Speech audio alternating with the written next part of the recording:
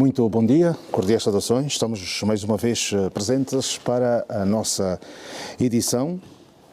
Estamos já no ano de 2026. Bem-vindos aos nossos telespectadores e que tenham tido uma transição de ano agradável e que estejamos todos bem para acompanharmos aqui os mais variados temas que traremos para os nossos programas. Temos aqui mais alguns para desenvolver, com Carlos Cabaça, o Fernando Bambi e também o Manuel Pinheiro. Já estão presentes aqui. Bom dia aos três. Bom dia, João Pinto. Bom dia, Dr. Cabaça. Bom dia, Dr. Bambi. Bom dia, Bambi, Cabaça. Cabaça, bom dia, tem ponto prévio. Sim, bom dia, João Pinto. Bom dia, Dr. Pinheiro, Dr. Bambi, a equipe técnica do programa e em especial, como sempre, a todos os telespectadores dessa magnífica estação televisiva. Bom dia, João. Bom dia, Dr. Pinheiro, Dr. Cabaça, aos telespectadores e fazer fé que o colega do Bimbo das Neves chega para se juntar a esse debate. Vai chegar, tem que chegar. Hoje até imitei eles, né? Hoje trouxe os óculos. Não trouxeste? Não. Muito bem. Doutor Cabaça, tem um ponto prévio? Sim, tem um ponto prévio. João Pinto, há uma preocupação. Cresce o número de motorizadas de 3 rodas a fazerem serviço de táxi, a transportarem pessoas, sobretudo aqui na zona do Camama, a zona do Calemba 2, e o Estado tem de fazer alguma coisa para travar esse tipo de negócio. Porque é que acontece? Tem estado a ceifar muitas vidas, porque o ângulo de visão das motorizadas de 3 rodas não possibilita com que aqueles motoqueiros tenham as cautelas necessárias. E, aliás, as motos de 3 rodas, João Pinto, não é mesmo para transportar pessoas, né? Se o governo tem de colocar a mão nisso por forma a estancar esse fenômeno, porque senão o que é que vai acontecer? Vamos aguardar que hajam mortes em número excessivo para depois o governo tomar alguma medida. O governo não pode nem deve perder o poder sobre decisões de coisas erradas. E nós assistimos a olhos de todos, vai crescendo as motorizadas de 3 rodas a transportarem senhoras, muitas delas concebidas, e quando as motorizadas têm algum acidente, acaba sempre por morte, João Pinto. No fundo, eles vão dizer que estás a estragar o negócio, Carlos. Não se trata de estragar o negócio, trata da salvaguarda do bem e vida. E nós não podemos permitir com que os cidadãos percam as suas vidas e o Estado não faz absolutamente nada, né? Esse é o meu ponto prévio. E espero, tal como aconteceu no tema que vamos falar agora, fruto de alguma pressão nossa aqui no programa, o Estado entendeu proibir a compra de material ferroso, né? Certamente que vamos falar lá mais para frente. Vamos falar já mesmo agora. Dr. Fernando Bambi, vou começar por si, a interdição das casas de pesagem de material ferroso e não ferroso. Uma medida tardia, uma medida que tira o pão de algumas famílias. Qual é a sua opinião? Sim, João. Acabou de dizer agora o Dr. Cabaça que em vários programas nós discutimos e analisamos a problemática da vandalização dos bens públicos, que em certa medida estava associada e alimentada pela existência, não é, de espaços de venda e pesagem desses materiais ferrosos e não só.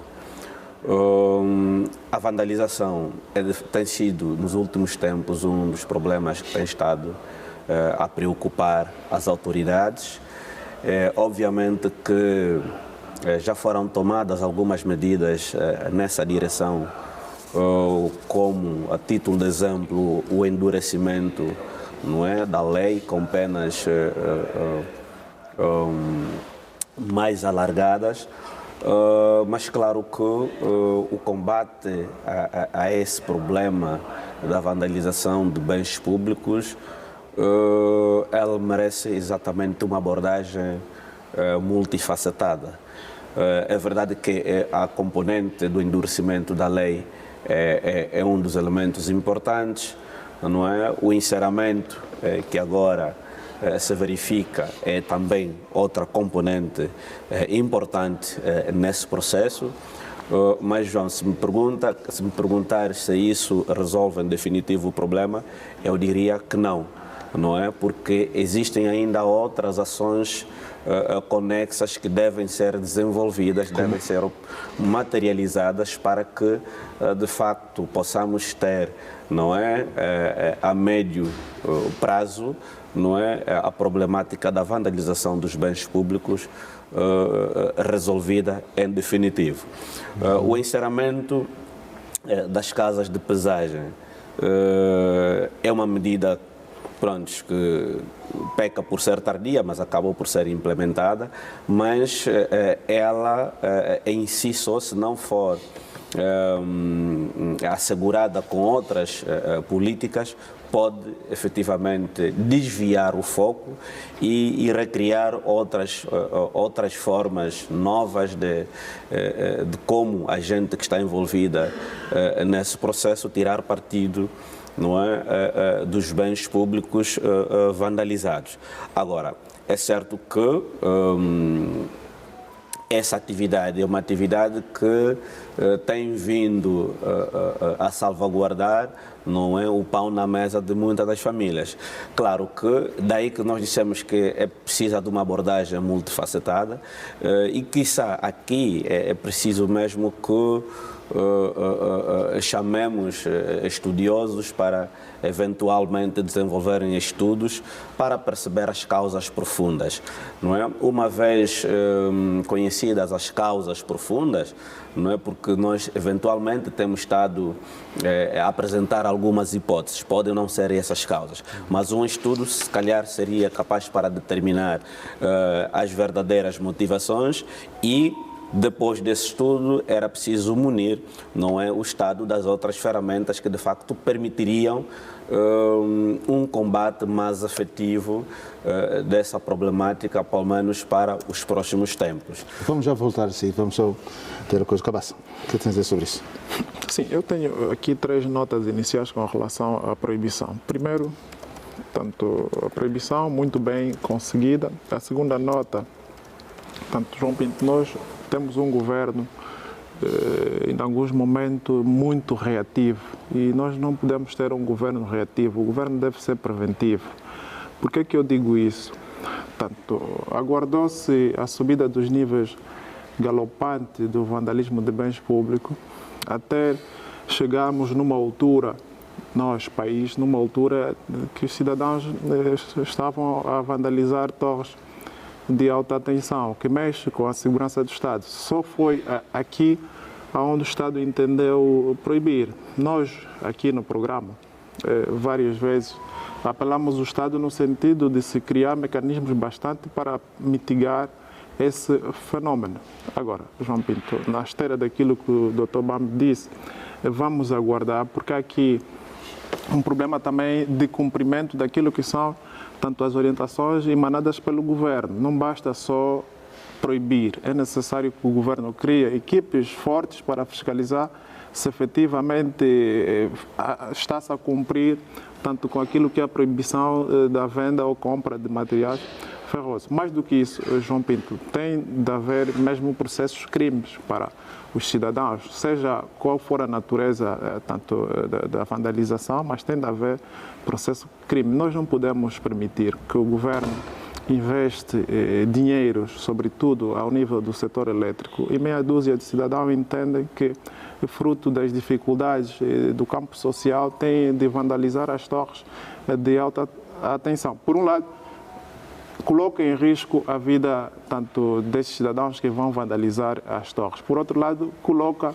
tanto em risco a segurança nacional. Repara, João Pinto, imaginemos que o cidadão vai deixar cair uma torre na linha que transporta energia de Cambambi para Luanda, embora temos várias linhas de transporte, mas em zonas de distribuição diferente, cria instabilidade no país. Tanto os bancos param, tanto os hospitais não trabalham, param os serviços públicos por falta de energia elétrica. No fundo, João Pinto, a medida como tal é positiva, mas não podemos ter um governo reativo. O nosso governo deve ser preventivo. Tal como falei aqui no meu ponto prévio, o governo vai assistindo o crescimento galopante dos serviços de mototáxi com recurso à motorizada de 3 rodas. Só depois de agravar é que o governo vai proibir. Perdão. Vamos aguardar, João Pinto, que efetivamente se cumpra. Mais do que isso, tem de se identificar tanto quem está por detrás da compra desses materiais ferrosos, quem é efetivamente o proprietário dessas empresas. Porque que se assiste? Tanto o Estado compra o material, vem para Angola, tanto e depois sai da Angola para fora. Como sai, nós não sabemos. É necessário uma investigação profunda, porque o material sai aqui por via legal e alguém tem de ser responsabilizado. E para além desta interdição, Pinheiro, seria bom mesmo sabermos como é que isso tudo começou, né? Porque, portanto, agora estamos a ver as consequências, as causas, né? Não, eu acho que os colegas foram mais ou menos tocando no fulcro da situação e eu vou só acrescer alguns elementos. Bom, esta é uma área do direito penal econômico. Quer dizer, a responsabilização. Até agora, nós temos dificuldade, e vê-se que o governo também tem dificuldade em regular essas matérias. Porque até há bem pouco tempo o nosso país dedicava-se ao combate do crime tradicional. Homicídio, roubo, ofensas corporais, coisas assim desse tipo. Agora, evoluímos para o combate do crime econômico. Aqui, as pessoas responsáveis destes crimes já são pessoas coletivas ou seus representantes. Então, é necessário termos outra visão sobre essa questão. É necessário termos outra visão. E eu gosto muito de apelar, quando se faz uma lei, nós temos que ter qual é a concepção filosófica que está atrás desta lei. Nós temos que entender o que está atrás desta lei. Se é só legislar por legislar, acho que tem pouco resultado. Portanto, é necessário compreendermos os aspectos filosóficos, apesar de que em Angola há um déficit sobre essas matérias, mas é necessário haver essa componente filosófica que é importante, o que é que nós queremos atingir. Por quê? Porque parece-me que o Executivo está na senda da administrativização do direito penal. Quer dizer, tentar resolver problemas do direito penal por via do direito administrativo. Mas os bens jurídicos atacados são tão relevantes que não podemos resolver isso só por via do direito administrativo. O nosso Estado tem que ser ético. Eu vejo, por exemplo, sobre essa questão do combate à corrupção, as grandes debilidades que têm os tribunais, que não conseguem fazer um julgamento em condições sobre essas matérias. Por quê? Porque é suspeição, suspeito que há dificuldade de compreender os grandes problemas do direito penal atual. Então, isto impõe-se dizer o seguinte, é necessário ir às causas. Nós não podemos ficar só, contentes com uma informação de que a destruição de bens públicos ronda 5 mil milhões de dólares. As causas têm a ver com a pobreza? As causas, não. As causas... Vocês dizem que não têm como sustentar e vendem isso para... Nesse momento não posso escalpelizar as causas, porque não se fez Aí então a questão colocada pelo Bambi que é preciso... É necessário um estudo. Mas o fenômeno é tão organizado que até este momento não tenho evidências de ter havido um processo judicial. Porque até Imagina que agora o Cabaça falou das torres, mas já se foi as linhas férreas. Pois, mas é todo material ferroso e não ferroso. Estamos a falar de materiais que derivam do ferro e magnéticos, alumínio, cobre, etc, etc. Então, essa questão, nós não podemos ficar só no marco legal.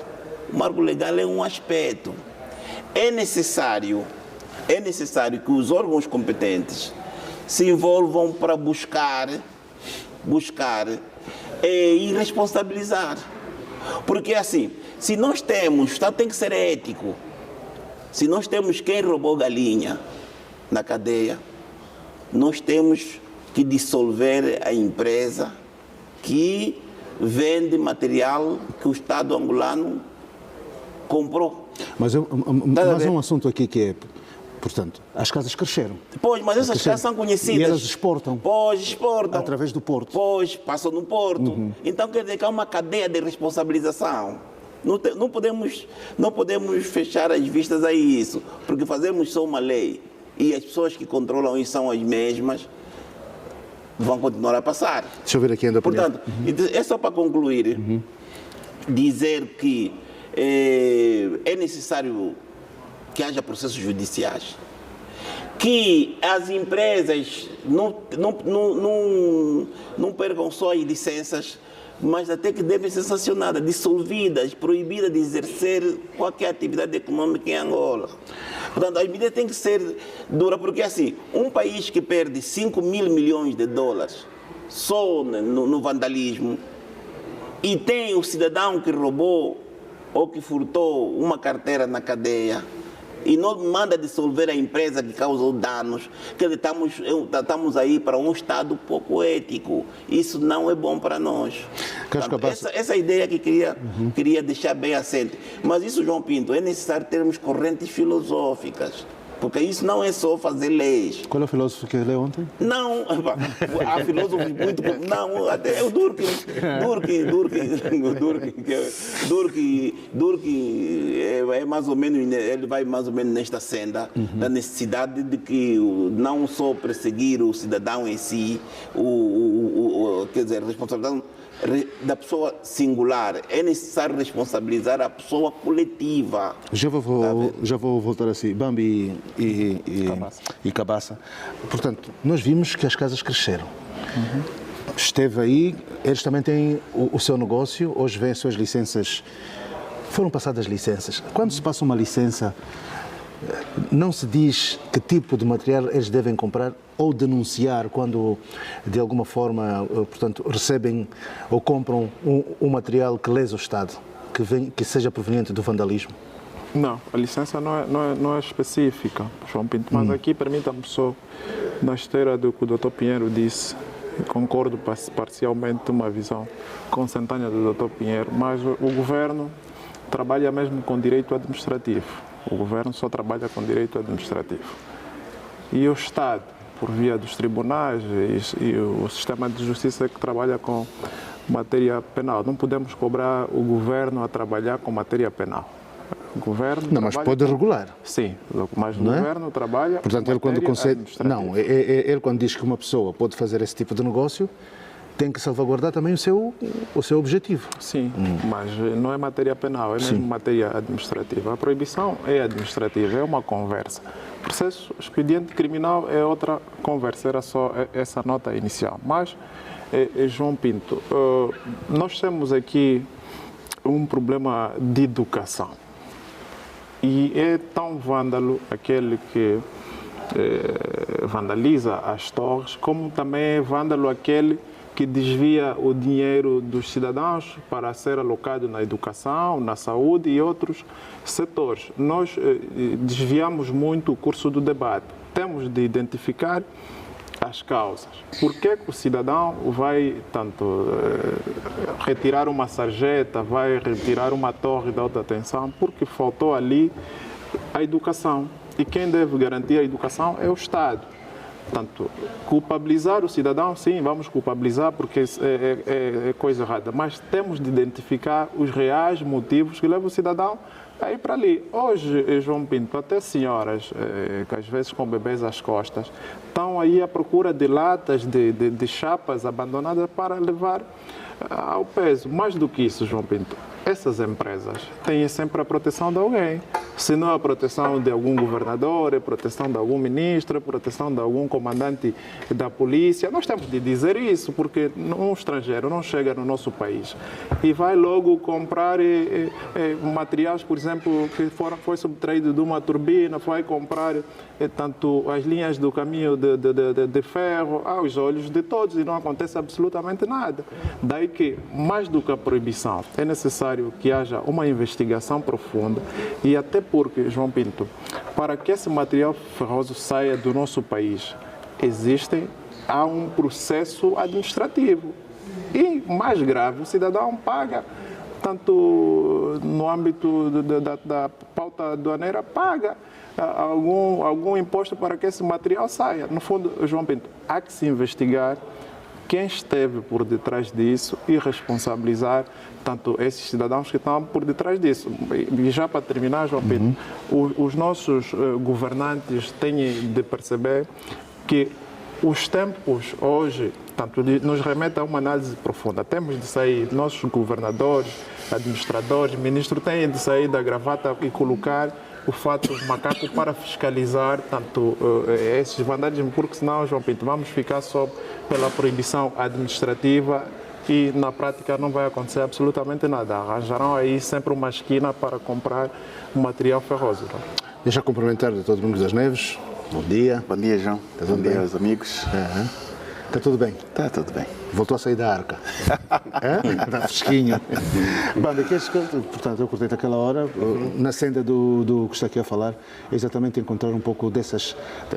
As casas cresceram, quer dizer, as pessoas, inclusive alguns, deixaram de ter a sua vida normal para estarem à procura de peças para ir pesar.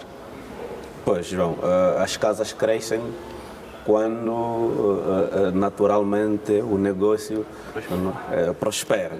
Então, um negócio que não prospera não permite o aumento de casas.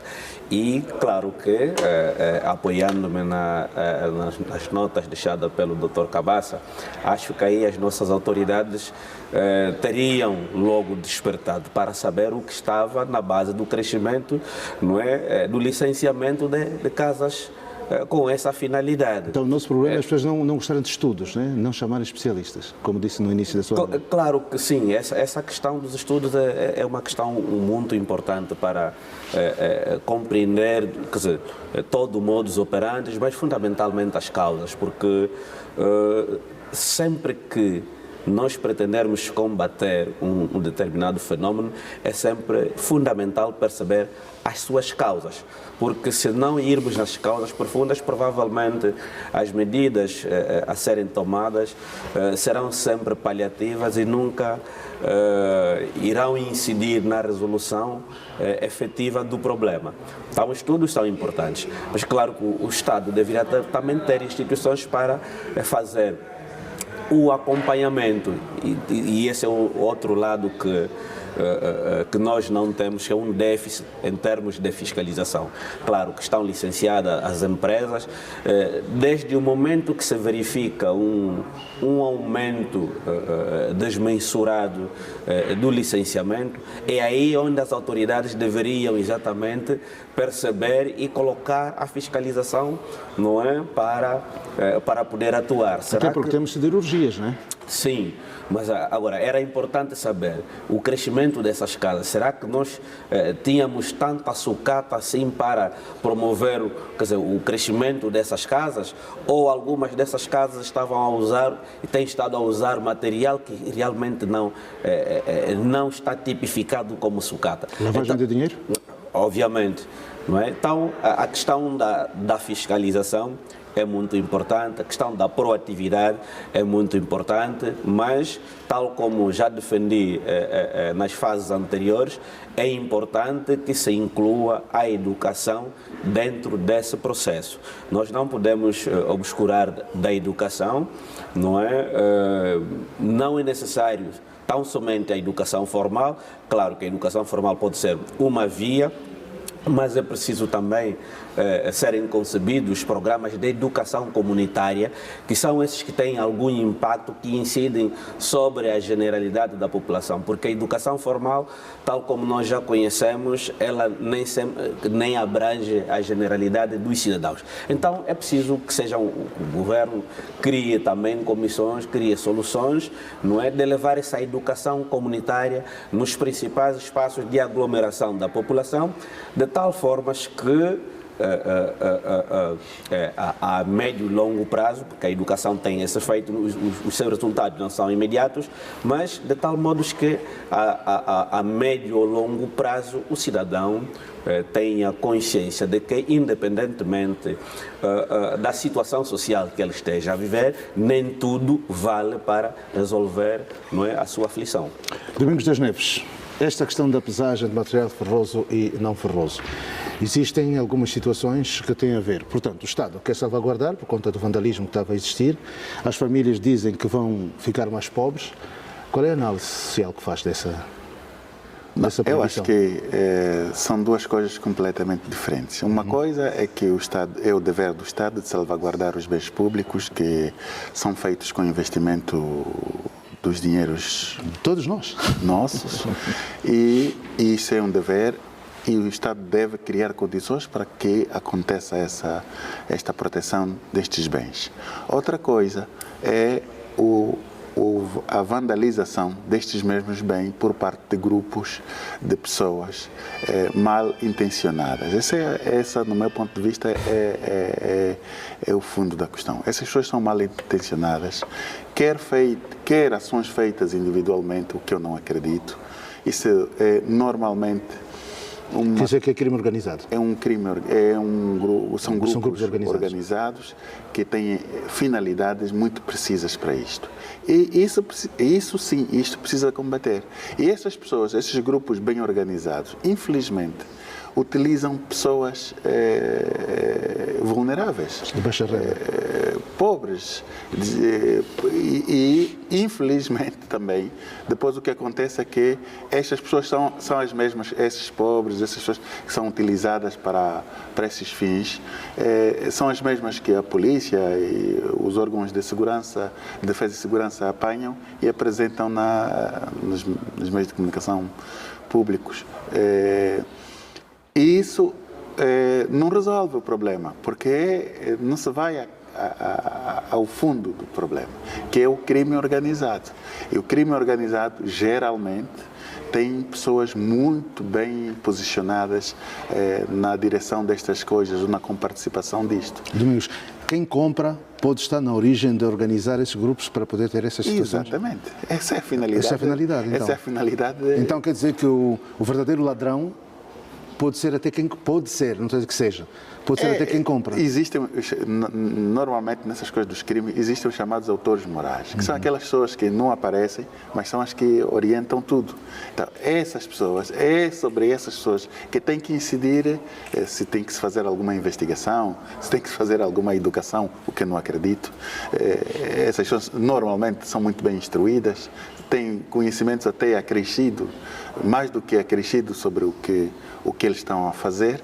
E então eu acho que aqui é mesmo o Estado procurar antídotos fortes para inibir esta questão. E por outro lado, é de facto a pobreza, infelizmente, a pobreza, a miséria, é sempre um meio que digamos assim, é um meio útil, no pior sentido da palavra, para instrumentalizar as pessoas. Então quer dizer, Domingos das Neves, antes de passar ao Pinheiro, que, por exemplo, a questão da recolha dos resíduos sólidos deveria merecer um outro entendimento. Se de facto tivéssemos todo bem organizado, em que os resíduos fossem colocados, cada um, seria o próprio Estado, né, as empresas, a tratarem desse negócio e a facilitarem essas empresas de pesagem, não o cidadão comum que sai de um sítio para ir buscar, né, como acontece agora.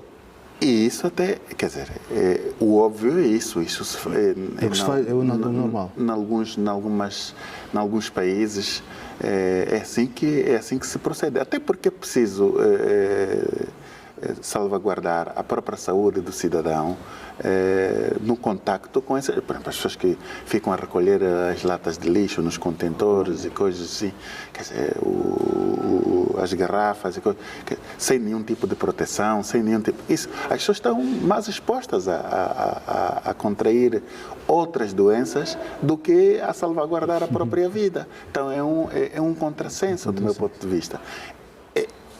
E isso é efeito da miséria. Porque se as pessoas tivessem um tenor de vida digno, digamos assim, não tinham necessidade de andar a recolher estes resíduos nos caixotes de lixo, porque haveria empresas apropriadas cujo business é este. Até porque em muitos países os resíduos constituem energia. Energia. Vão para centrais de energia. Olha, a Alemanha compra lixo na Itália, só para ter uma ideia. Pinheiro. Não, eu penso que nós... Essa questão agora colocada, a miséria, a pobreza, que faz com que essas pessoas, embora recolhem, tenham algum, 10, 20, 30 mil, sei lá, mas compram doenças também. Sim, compram doença, mas aqui também o Estado pode dar volta a essa situação. Porque se nós o Estado conceder um subsídio a essas pessoas mais carentes, até podem ajudar também a denunciar essas práticas. Mas o essencial é nós nos afirmamos como um Estado constitucional.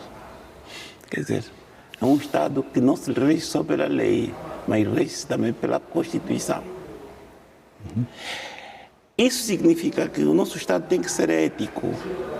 Da mesma forma como pune o mais fraco, também deve punir os mais fortes. Essa questão... Como é aquela expressão? Ninguém é tão pobre que não possa ser protegido, nem tão rico que não possa... Esta expressão está em consonância com o Estado constitucional. Portanto, de ser assim... está a ser materializado. De ser assim, o Estado angolano tem os seus órgãos. Os seus órgãos têm que funcionar para esse propósito. O cidadão tem que cooperar. Porque eu ouvi atentamente o Dr. Domingos das Neves e entendi a complexidade do problema. E consigo destrinçar que nisso há autores, há cúmplices, há encobridores, há recitadores. Portanto, não é o homem, o aldeão que vai destruir a torre, que é o responsável direito. Tirar sarjeta. Não é este o responsável. Há um responsável, há um autor imediato por detrás disso. E é essa questão que as autoridades têm que tomar conta. E grande parte de sanções para essas empresas tem que passar pelo direito penal econômico. Por quê? Porque é necessário responsabilizar as pessoas coletivas, inclusive com as medidas mais duras, como a sua dissolução e o confisco de todos os bens a favor do Estado. Isso tem que ser feito. Nós temos que ser, rigoroso nisso. Por isso é que o Dr. Bambi sugere que haja mesmo estudos adequados. E aqui tem que se fazer mesmo um trabalho de fundo, porque o Estado angolano corre perigo. Mas a sucata é negócio. Sim, que é um negócio, tem que ser melhor regulado. Temos que ver quem é que vai continuar a fazer isso. E com que materiais, e onde é que tira. Mas que não venda aquilo, não retira aquilo que o Estado já... que são investimentos públicos.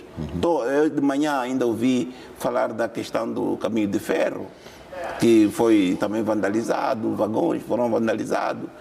Vocês passaram aqui um trabalho que mostra também a vandalização de vagões.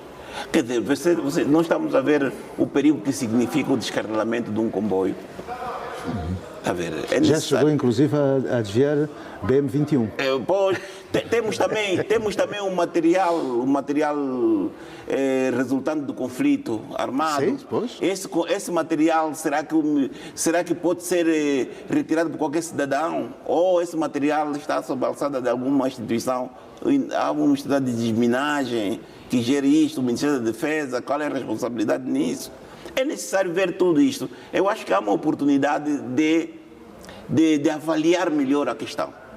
Mas aqui, desculpa, mas aqui também, João Pinto, o Estado tem uma cota à parte nisso. O Estado também não é santinho nesse aspecto, porque esse material ferroso sai do país, como já dissemos aqui, muito bem, sai do país e os cidadãos pagam para que esse material saia do país e ninguém travou.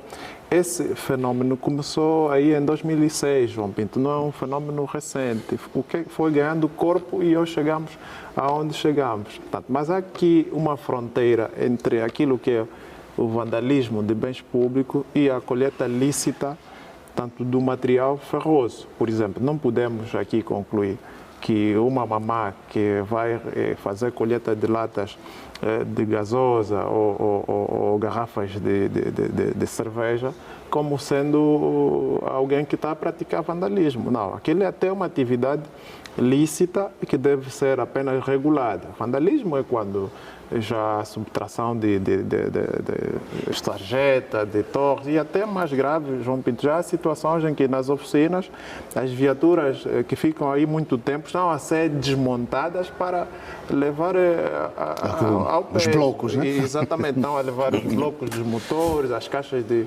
velocidade, nas obras, tanto se não colocares algum segurança, se colocares os pilares sem fazer ainda a conferragem, quando for para lá, cortam os ferros e levam. Mas, Cabaça, esse material vai para fora para ser fundido, depois transformado, é isso? Transformado e depois muito desse material vem para aqui e nós compramos.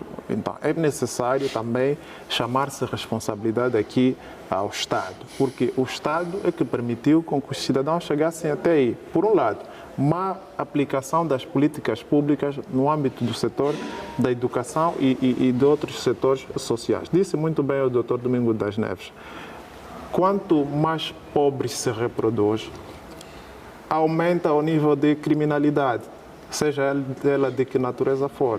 Se o nosso Estado perceber que efetivamente não é só o cidadão que está a falhar, o Estado, enquanto aplicador das políticas públicas, também está a falhar e aplicar as políticas públicas para colmatar esses fenômenos sociais, naturalmente que nós não precisaremos ter muitos polícias, muitos juízes, muitos procuradores e muitos advogados, porque o Estado estará tanto no limite da razoabilidade. Mas o que acontece, João Pinto, nós procuramos sempre culpabilizar só o cidadão e esquecemos da responsabilidade do Estado. Porque o pior vândalo, já para terminar, é aquele que lhe dá uma verba pública para alocar em vários setores sociais e desvia esse dinheiro.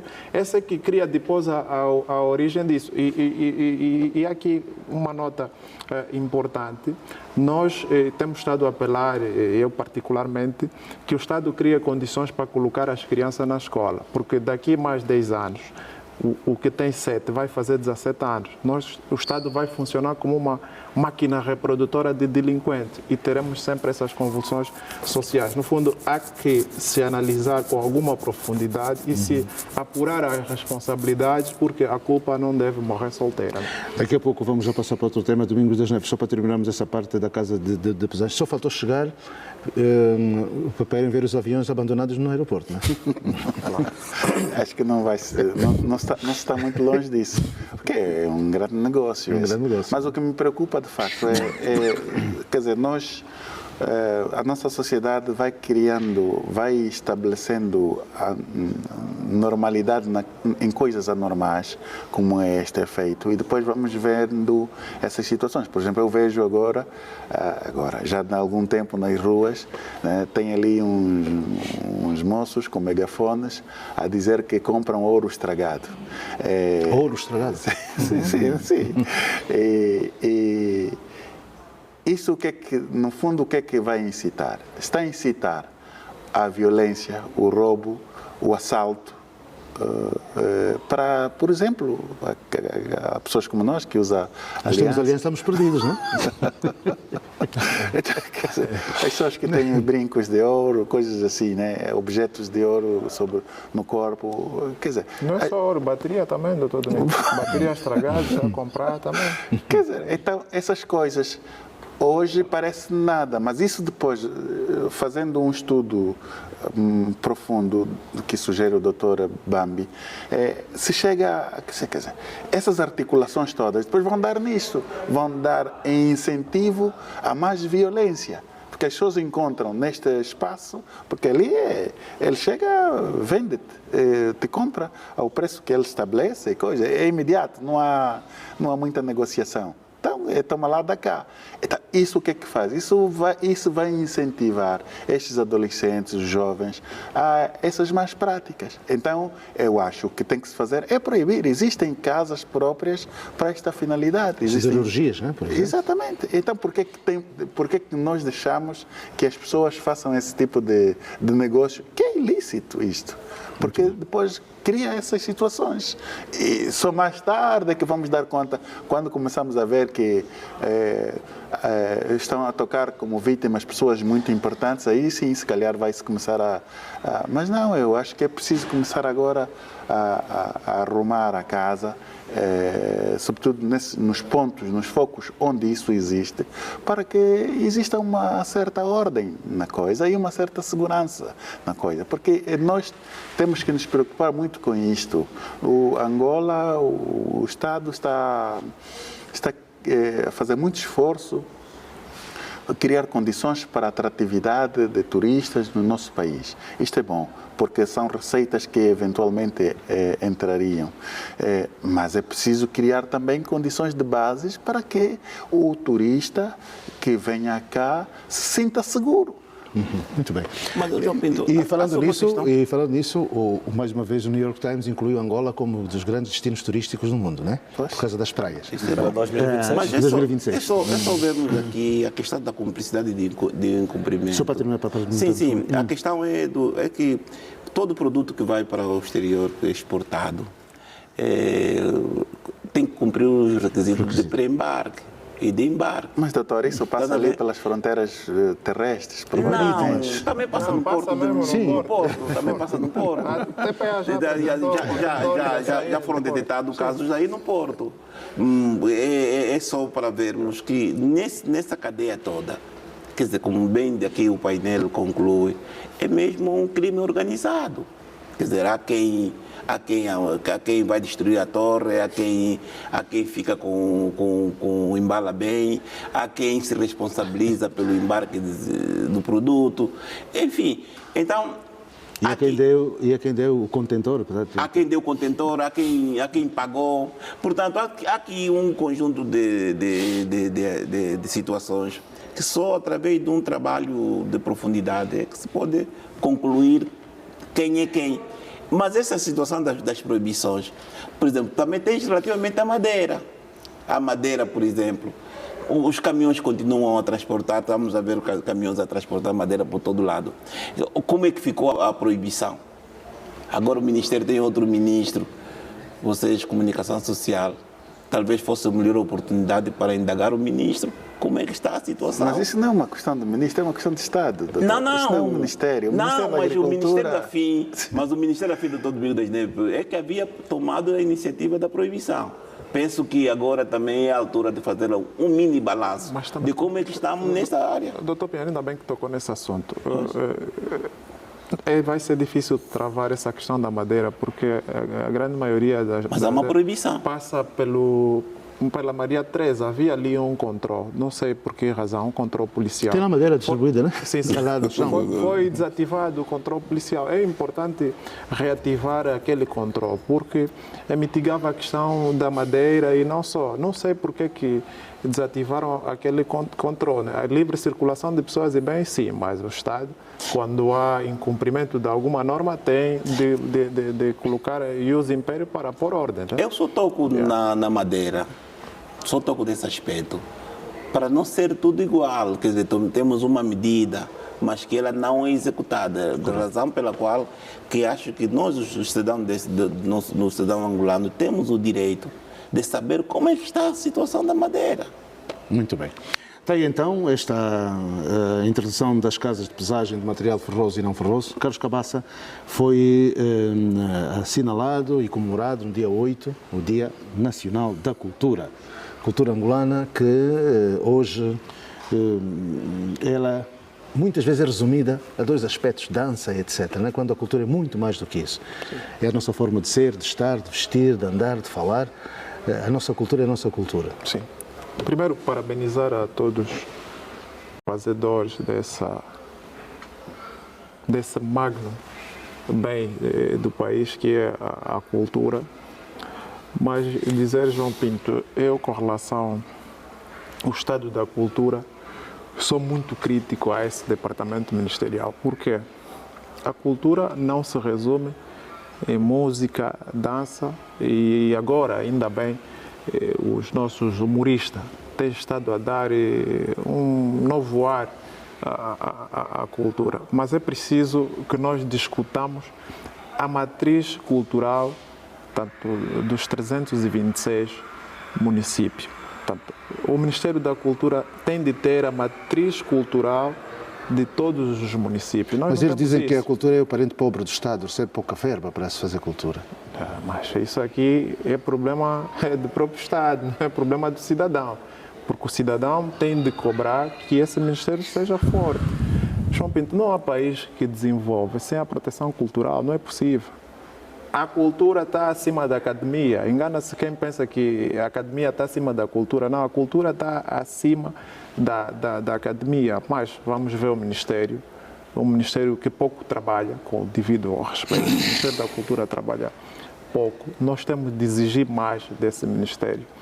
E também, aproveitando o tema, é necessário regular, como o Dr. Pinheiro gosta de cobrar e muito bem, regular tanto o exercício das atividades culturais, João Pinto. Não podemos admitir que os nossos músicos, fazedores de cultura, os nossos humoristas, quando estão doentes, já com a idade um bocadinho avançada, têm de ser pedintes. É necessário que haja a segurança social para todos, porque eles também trabalham tal como nós trabalhamos em outros setores.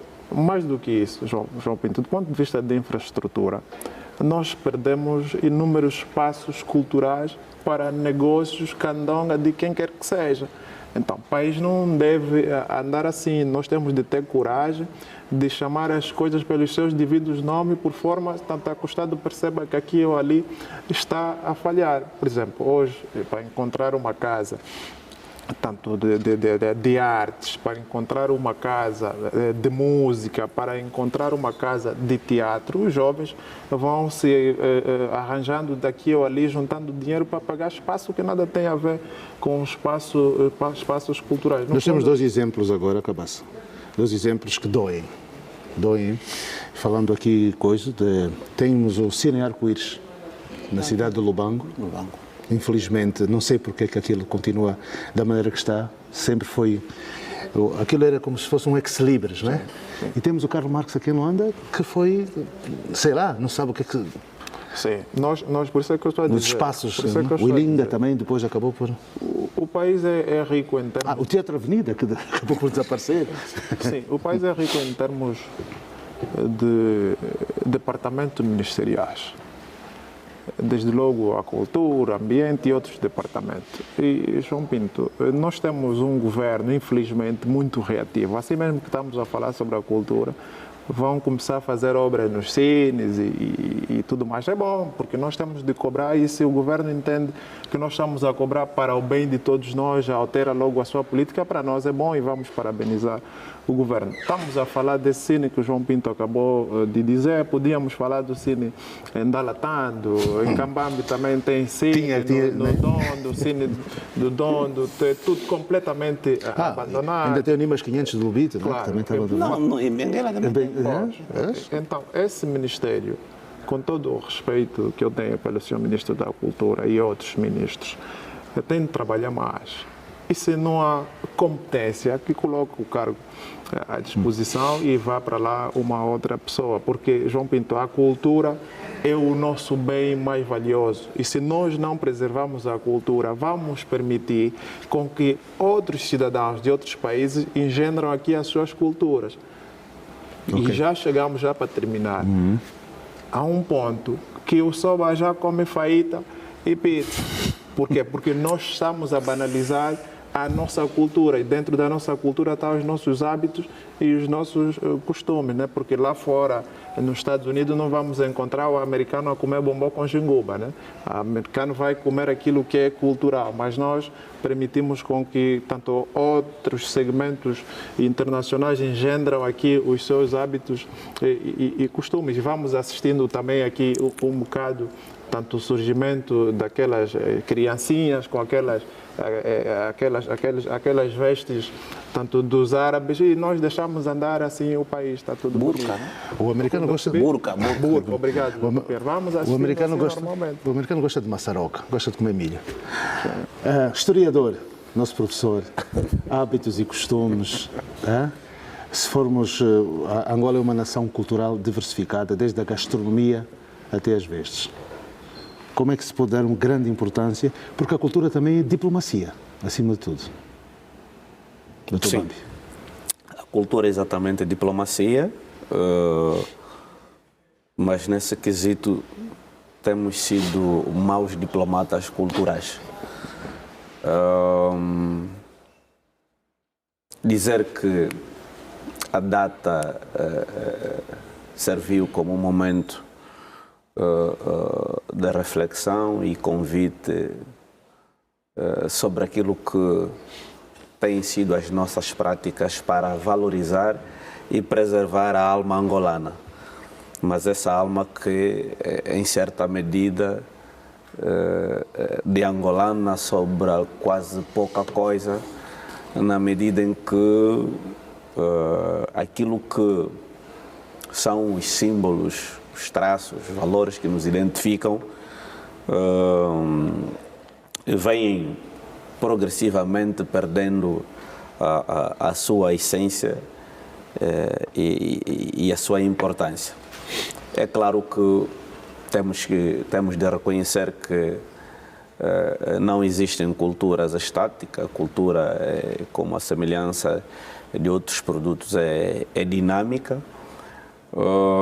Mas é importante que, não obstante essa dinâmica, não é, que aquilo que realmente nos identifica, não é, seja preservado.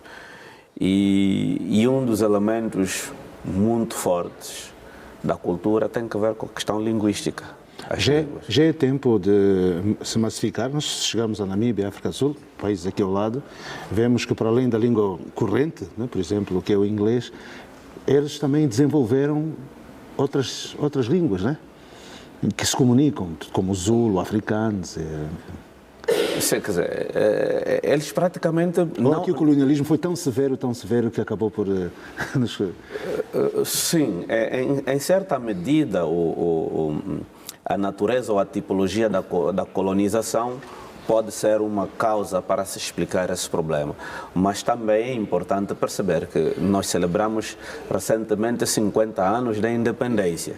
Não é? Essa independência mais política, menos cultural, menos econômica e menos tecnológica, com os outros menos. Entretanto, em 50 anos nós não conseguimos, pelo menos, conceber um projeto efetivo e funcional para a inserção das línguas no sistema de ensino. Várias tentativas foram feitas, infelizmente, até hoje. Pronto, estamos já no 51º ano da independência e temos problemas difíceis de massificar as nossas línguas. Então, enquanto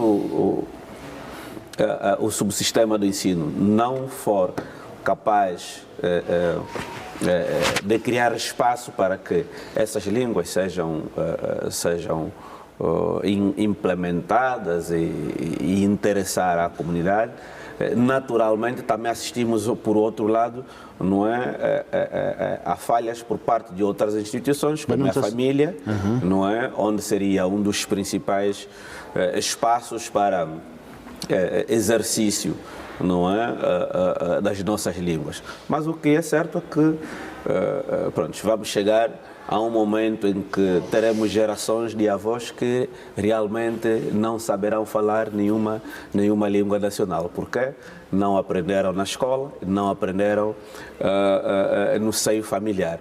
Tive uma experiência, Dr. Bambo, uma experiência quando eu fui ao Lubango, foi um cidadão estrangeiro, um belga. Eu notei porque ele se destacava, não só pela cor, mas pelas vezes que ele tinha. Meti conversa com ele e disse que estava a gostar. Ele disse que tinha vivido 20 anos no Congo, onde trabalhou, no Congo Democrático. A pergunta que ele fez foi: por que é que vocês aqui não falam as vossas línguas? Toda a gente fala português, no Congo não é assim. Não, eu vim, é a primeira vez que venho a Angola, estou a fazer turismo, estou aposentado. Queria saber por que aqui vocês só falam português, não é? Pois, quer dizer, é essa conjuntura toda. Quando dissemos que a independência foi meramente política e não cultural, porque alguns estereotipos da colonização, infelizmente, ainda têm influência nos nossos dias, porque, lamentavelmente, as nossas línguas foram adjetivadas pelo colonizador como dialetos e consequentemente, nós quase não fizemos um esforço, não é, para a sua promoção, para dizer que elas são igualmente línguas como as outras e, consequentemente, não é, devem ser instrumentos de partilha, de socialização. Aliás, é lá onde reside a nossa alma.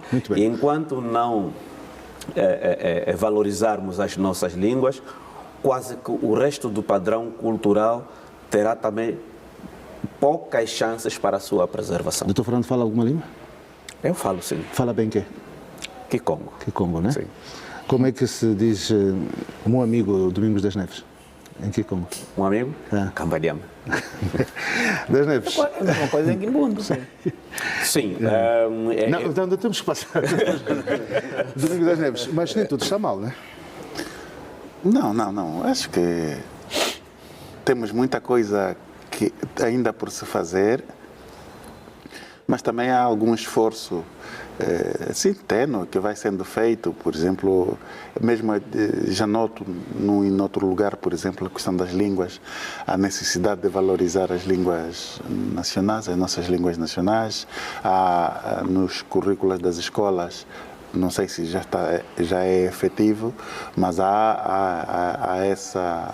houve pelo menos essa intenção de recolocar ou colocar no currículo das escolas a aprendizagem das nossas línguas nacionais. Seria também bom, se é um desafio que fica, se, por exemplo, o canal principal ou a televisão tivesse um canal sobre línguas nacionais. Não?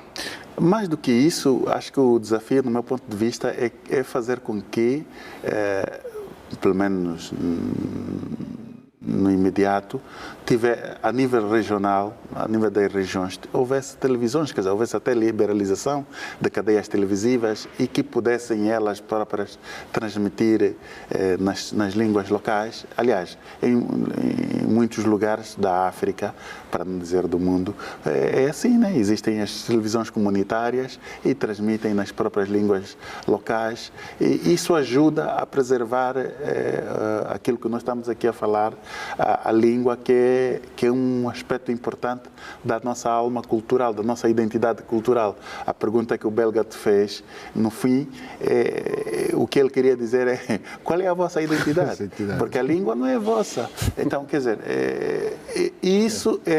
esses questionamentos têm de nos chamar a atenção. Porque nós não somos portugueses, nós somos angolanos e, como angolanos, temos uma identidade. A nossa identidade não é a portuguesa. Então, eu acho que este é um dos grandes desafios. O outro desafio, no meu ponto de vista, é também as crianças. Nós aqui em Angola, infelizmente, temos muito poucos museus e muito pouca cultura. As escolas fazem muito pouco para levar as crianças aos museus. Não existem museus, vão levar aonde? Então, quer dizer, eu acho que é preciso... Os museus são escolas abertas para as crianças e também para adultos, para turistas, por exemplo, porque ali nos museus, dependendo muito da tipologia da temática, os turistas, sobretudo que vêm de outros países, poderão apreciar aquilo que são as marcas da nossa identidade cultural. E isso não tem, porque eu tenho muitos amigos que vêm para aqui. Uma das primeiras inquietações que dizem, indiquem-me os museus, onde Doutor eu posso Domingos, ir. eu sei que o ponto principal, pelo menos de alemães que vêm a Angola, e sei que vêm muitos, é o Namibe, Moçambique. E a Huila, porque acham que tem alguma autenticidade devido às vestes e aquela preservação que ainda existe. Pois, olha, Dos locais. Eu acho que não é... Não sei, é um segmento de uma empresa com quem eu falei. Exato. Portanto, eles quando compram o bilhete na Alemanha para vir fazer turismo em Angola, escolhem ou Huila ou Namibe. Mas, por exemplo, eu tive agora uns amigos congoleses do Congo Democrático. Gosta muito do Congo. Que vivem na Itália e vieram aqui. Imagina, né? Um congolês vive na Itália, veio aqui para turismo, né? E uma das coisas que pergunta é isso. Quer dizer, dê-me lá um roteiro turístico para que eu possa ir para museus, coisas assim, para eu poder perceber um pouco mais. É quase impossível. Fora de Luanda, é quase impossível. Mas há muito. Pois, mas... falta o roteiro, porque o turismo é cultura, né? É exatamente falta isso. Um roteiro. Então, nós precisamos intensificar isso, porque eu acho que aquilo que é a nossa preservação tem que começar desde crianças. Se nós, enquanto crianças, não nos incutirem, não nos incentivarem, não incentivarem as nossas crianças a este interesse, a esse amor, a esses elementos culturais nossos próprios, eu acho que quando adultos, quando jovens, o interesse é muito menor, porque lá abaixo não teve essa coisa. Também. Pinheiro, esta falta de bases culturais é que faz com que também haja essa imigração em massa, né? As pessoas não se identificam, né? Eu gostaria de lembrar os nossos telespectadores que a data em si surge a quando a visita do presidente Agostinho Neto. Quem lê aquele discurso nota as bases fundamentais. Portanto, na União tomada de posse dos corpos gerentes da União dos Escritores. União essa que hoje é praticamente desconhecida no cenário cultural. A União. A União. A União já foi União. Já foi. Com a Brigada Juvenil também que existia, né? Não, sabe aqueles livros que a União publicava, duas capas? Ainda tenho. E publicava quase muitos livros naquela altura. Eu estava no estrangeiro, mas recebia esses livros. É a coisa que eu não me desfaço dos livros. Pois. E então é necessário lembrar que essa data deriva daí. Agora, é necessário reconhecermos que a nação angolana resistiu para manter a sua cultura, a sua identidade. Só que o Angola é um país grande e o impacto do colonialismo nos diversos territórios que compõem Angola foi diferente. Por exemplo, na zona do litoral, o impacto é diferente que no interior. Foi diferente que no interior. Mas depois da independência, nós começamos um processo de recuperação. Em alguns lugares com muitos êxitos, em outros lugares nem por isso. Mas eu queria ressaltar o aspecto pluralista da nação angolana, mas também dizer que ainda no marco constitucional nós ainda temos um grande déficit. Por quê? Porque nós não demos uma boa regulação às línguas originárias do povo angolano. doutor que participou na Constituição de 2010. É isso que hoje pensa nisso, né? penso que numa eventual revisão constitucional as línguas originárias de Angola devem ser elevadas, devem ter mesmo essa designação de línguas originárias e talvez não, e estarem em pé de igualdade com a língua portuguesa, línguas cooficiais. Portanto, esse é um déficit grande no plano constitucional. E no plano... Mas aí vai ser preciso um referendo para saber que línguas devem ser as cooficiais. Não podem ser todas. O Estado angolano depois vai se encarregar.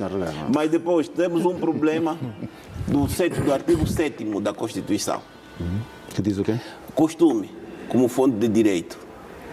Mas nós não deciframos essa fonte de direito. Daí que não há nenhum tribunal que eu saiba, angolano, que terá usado o costume como fonte para resolver um conflito. Então, justiça também é cultura. A justiça também é cultura. Por exemplo, será que se eu for consultar um quimbandeiro, a minha justificação ao trabalho vale ou não vale? Se ele passar-me um papel que nesse dia ele veio consultar um curandeiro, e será que a minha justificação vale? Ou tenho que ir necessariamente a uma junta médica para passar uma certidão? Portanto, nós temos aqui essas situações que agora, à luz da cultura, da nossa cultura, que a nossa cultura não se deve resumir em algumas manifestações culturais e eclipsarmos outras. Doutor, vamos agora, há uns aspectos práticos. Vai entrar já para esses aspectos práticos daqui a pouco. Então só me pedir um instante para fazermos um intervalo. Okay. Depois nós voltaremos com... Estamos aqui a falar do Dia Nacional da Cultura e escalpelizar. É assim que se diz, não é, doutor José Neves, não é? Escalpelizar. É o doutor Pinheiro. Escalpelizar, não é? Porque é escalpelizar esta matéria. Até já. Vamos ao intervalo.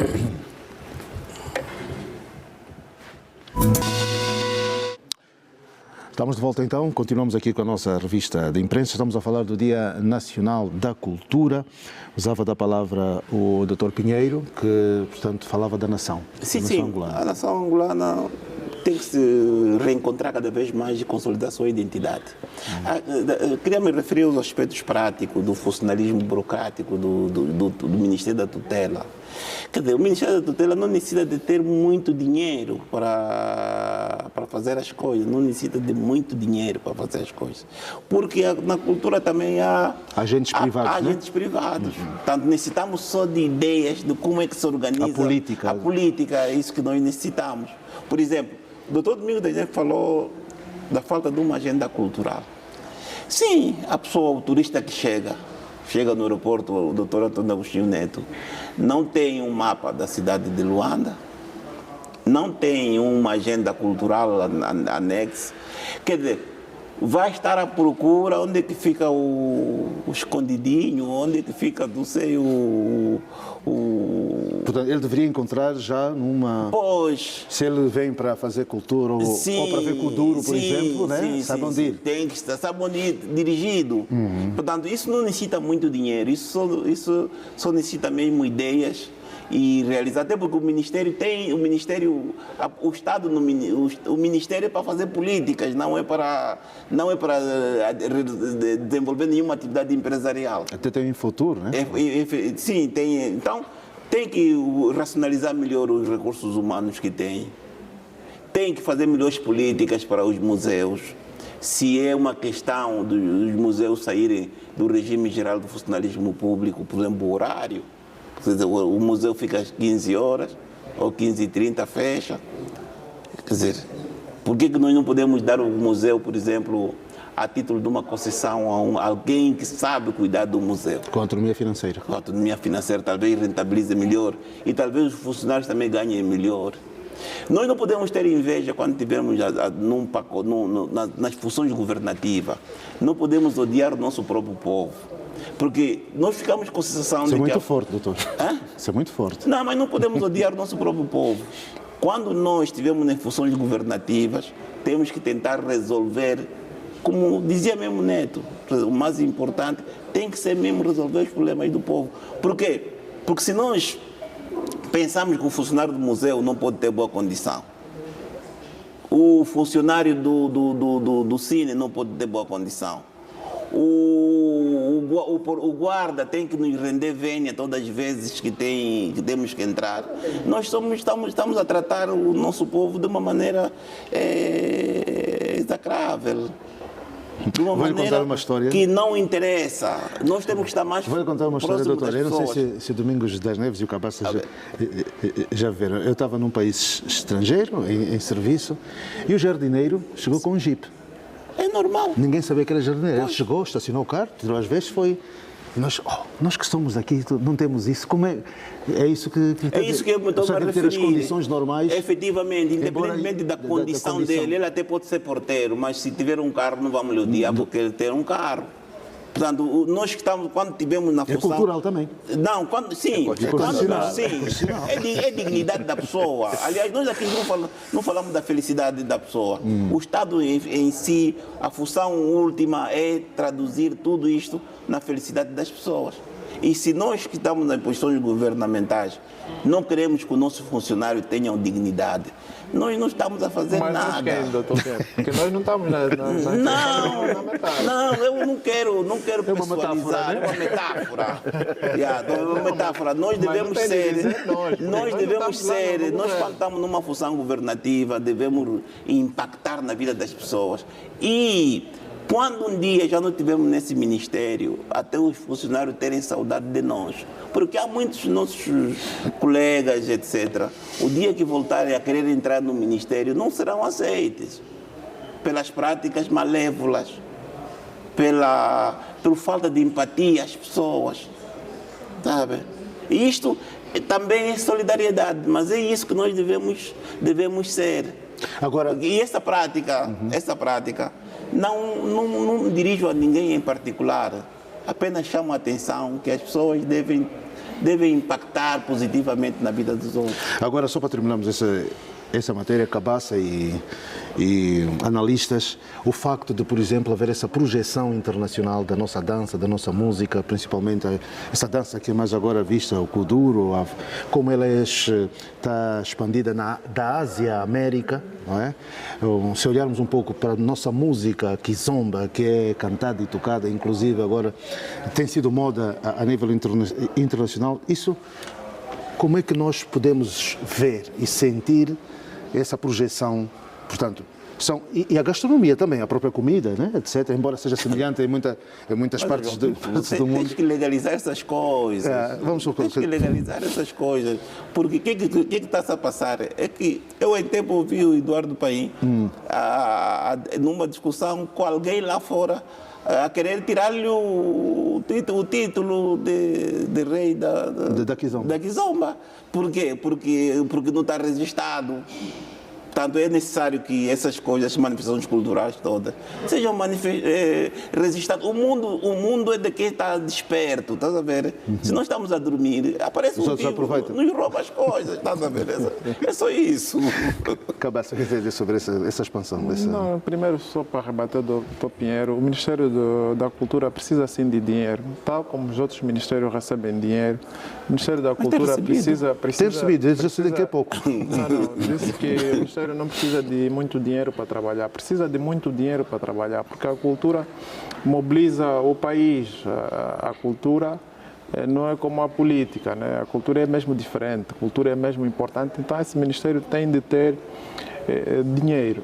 João Pinto, com a expansão internacional da nosso estilo de música e dança Kuduro, qualquer dia, aqui estou com o Dr. Pinheiro, se nós não legalizarmos o Kuduro, qualquer dia vamos perder o Kuduro. Porque todos os dias nós assistimos vídeos, né, da Ásia, da América, a ensinarem a dançar o Kuduro. Mas é necessário, João Pinto, que o governo trabalhe no sentido tanto de trazer normas robustas e sustentáveis para tanto. Não, mas tu sabes, Cabeça, sabes que essa manifestação cultural, como disse o Dr. Pinheiro, não se deve odiar o nosso, né? Pois. Tratam o Kuduro como marginal. Pois.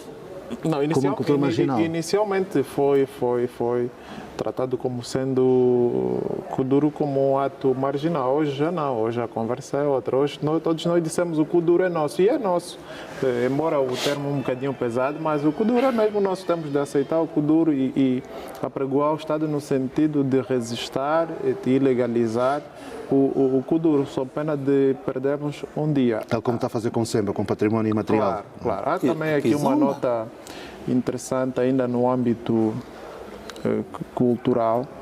É preciso trazer os grandes atores do mundo da cultura para discutirmos uma legislação própria para a cultura nacional. Desde logo os músicos, humoristas, podemos também incluir os sobas e outras autoridades para, tanto, desenhar uma norma para salvaguardar a nossa cultura. Porque senão, João Pinto, a cultura não pode ser um instrumento político, tal como acontece no nosso país. A cultura também é politizada e por isso é que não funciona. Repara que quando vai um governador à visita do município, põe aí 5 mocinhas, 2 rapazes a dançar, aquilo assim consideram já como sendo cultura, uma cultura politizada. Isso é que não deve acontecer, né? Bambi, João Pinto, eu só queria aditar um elemento. É mesmo valorizar economicamente as pessoas, porque assim, o Eduardo Paim, por exemplo, o rei da Kizomba, qual é a dignidade material dele? Elias de Aquimoeso. O Elias de Aquimoeso, o Bonga, por exemplo. O Bonga, por ter vindo sempre fora, tem as suas condições. O mesmo o criador do Kuduro, Tony Amado. o Tony Amado, o Sebem, porque é isso que nós temos, portanto, a nossa ideia é mais no sentido de que nós devemos proteger essas pessoas, no sentido de que eles também tenham dignidade material, porque quando nós despersonalizamos eles, nós não estamos com eles. O que nós estamos a atuar como que estamos a lhes atirar das férias para a luta em vocês. Mas também, desculpa, Sr. Dr. Piano, não é só os músicos, também temos Gilmário Vemba, Calado Show, Tiago Costa, outros. Não, quer dizer, eu tomei essas referências. Tomei essas referências porque Elias de Aquimoeso fez 90 anos recentemente. Quer dizer, é um vulto importante da cultura nacional, está a ver? Então, em qualquer país do mundo, uma pessoa dessa natureza tem reconhecimento. Eu não sei se... Não, mas teve sim um ato... Não, só o ato... Agora não, eu quero falar de dignidade material. Dignidade material. Mas, doutor Pinheiros, eu acho que, não sei, mas isso acho que entra nas chamadas profissões livres, né, liberais. Claro. Não, o problema é que os direitos autorais não estão a ser devidamente acautelados. Não sei, essas pessoas produzem discos, doutor. Isso passa por políticas. Essas pessoas produzem discos e vendem. Não, mas a gente vê as tantas a venderem. Sim, mas não basta ir no 1º de maio, quer dizer, vender discos. Quer dizer, isso é rotineiro. Mas já não vendem. Mas eu acho que nós temos não, mas os discos políticas, doutor. Mas me refiro mesmo a políticas claras sobre essas coisas. Eu acho que nós, país, temos de despolitizar a cultura. Aí vai funcionar, porque a cultura ainda é muito politizada. Doutor Cabasso, é assim, uma coisa é, talvez uma coisa, a política está sempre em estreita relação com a cultura. Porque mesmo a própria lei, aliás, isso é um ensinamento leninista, que dizia que a lei é uma medida política. Isso aprendi na filosofia marxista. Portanto, a lei é mesmo uma medida política, não temos como.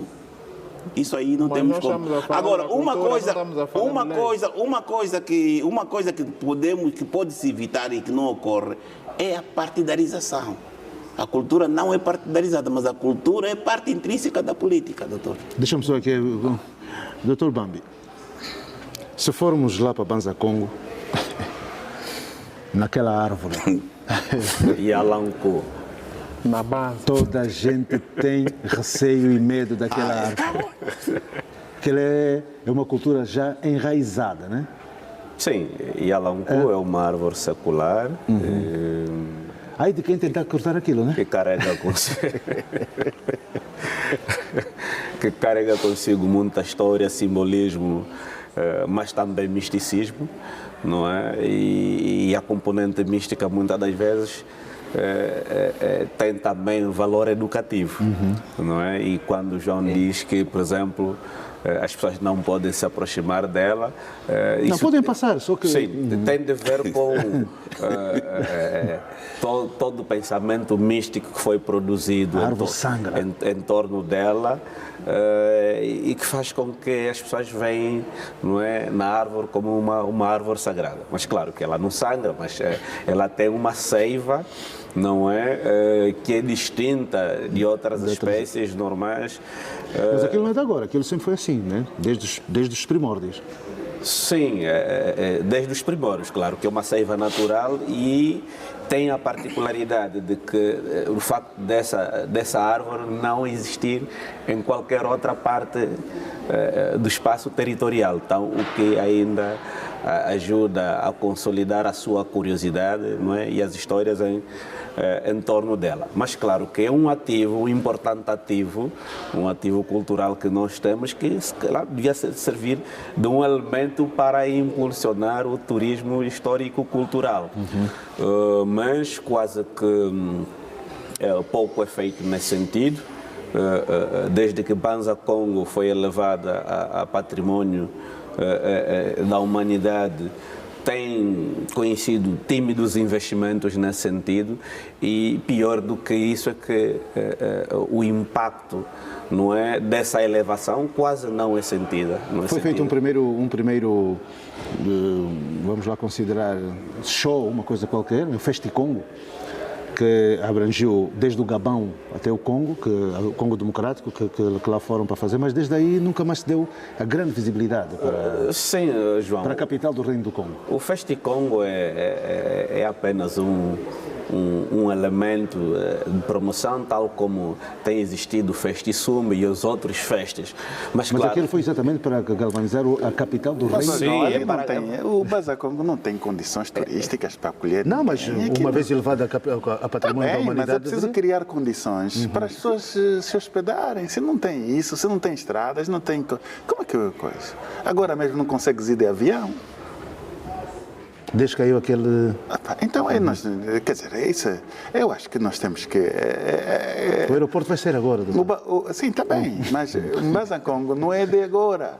Banza Congo já como estamos a dizer, é a capital do Reino do Congo. Portanto, devia, em termos até turísticos, e até porque tem um monumento que foi elevado pela Unesco a Património da Humanidade, devia, com maior razão até, porque é o único em Angola com esta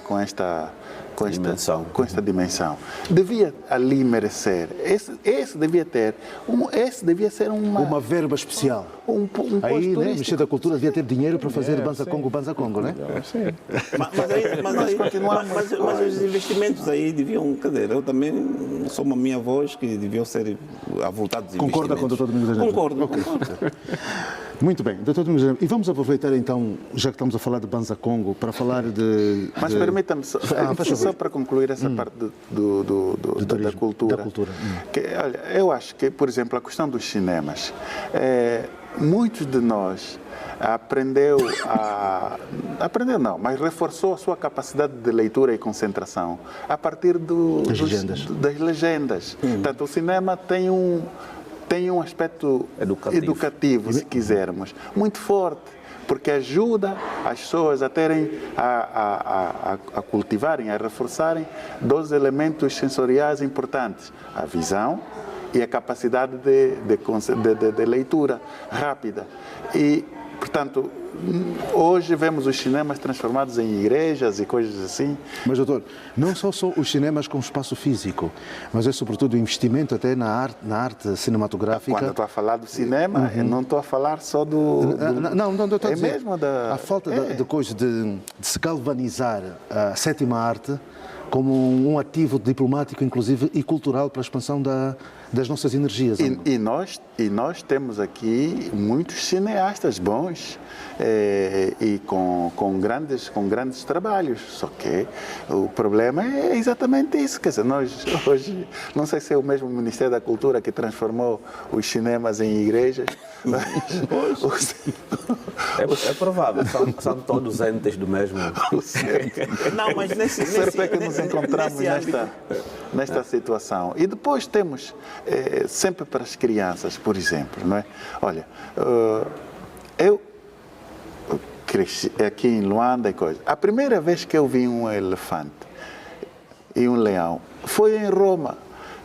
Porque aqui eu não tive condições de ver aqui. Quer dizer, o meu filho, a primeira vez que vi o Ieto, a primeira vez que viu isso, tivemos que ir em Lisboa para ver estes animais. Quer dizer, há pessoas aqui que nunca viram um boi. Sim, e é verdade. Doutor Domingo aqui já viu elefante, mas na televisão. Pois, né? Mas o Cabaça com elefantes a ideia é... está muito bem ligado, porque o Kwanza Norte tem muitos elefantes. A questão de criar jardins zoológicos, parques zoológicos, são muito importantes para, como é que se diz, reforçar também até o interesse das crianças.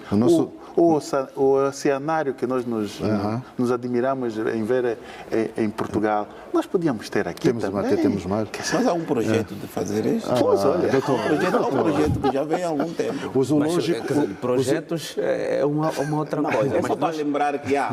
Sim, mas nós Alguém temos... disse que de boas intenções até o inferno está cheio. Sim, temos Não, é só para lembrar instituições que deveriam se encarregar sobre isso. esquecido. Desde que daquela onça ou aquele tigre... Entrou na cidade? Não. Matou aquele sul-africano no zoológico, aqui de Luanda, que não temos zoológico.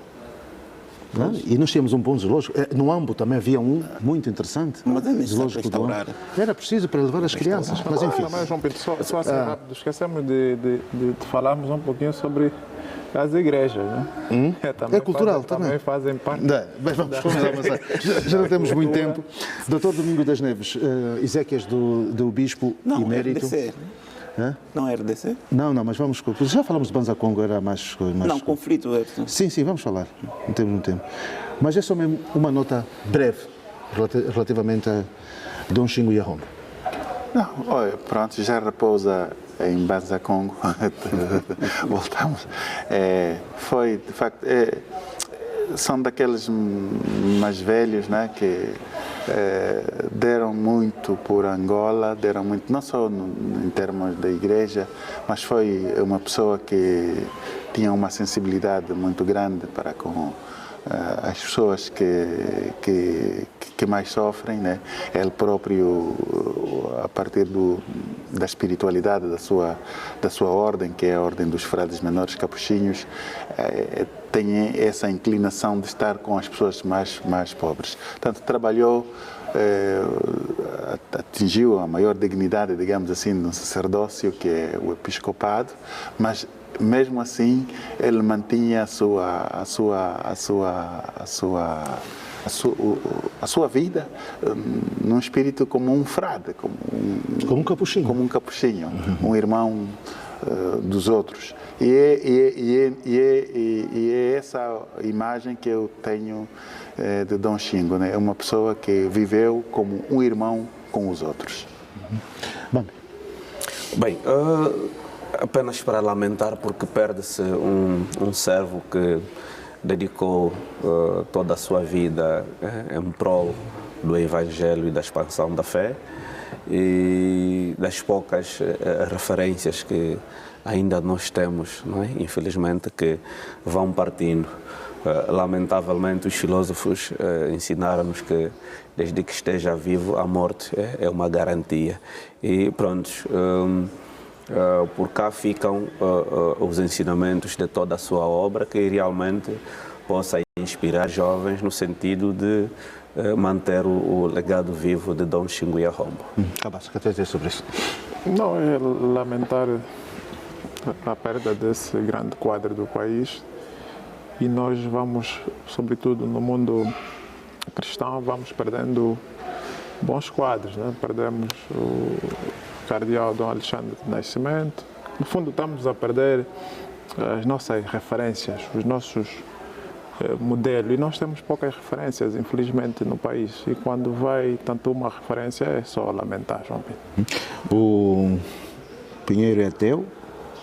Não, lamento, Mas- lamento. Sim, mas como na condição humana, né? Lamento, e a família, conheço a família, porque é necessário referenciar que Dom Xingu Rombo nasceu na mesma localidade onde eu nasci, da Kibala.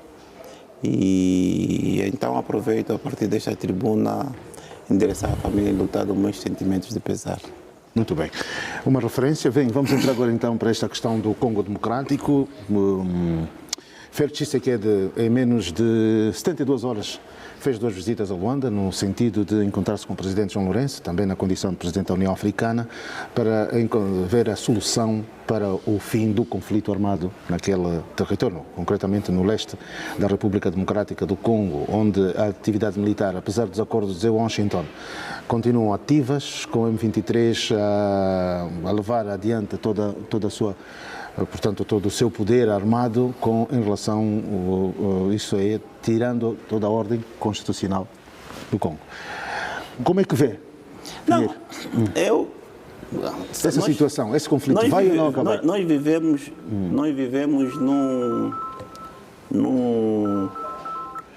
num mundo que está cada vez mais a arrumar para a anarquia internacional.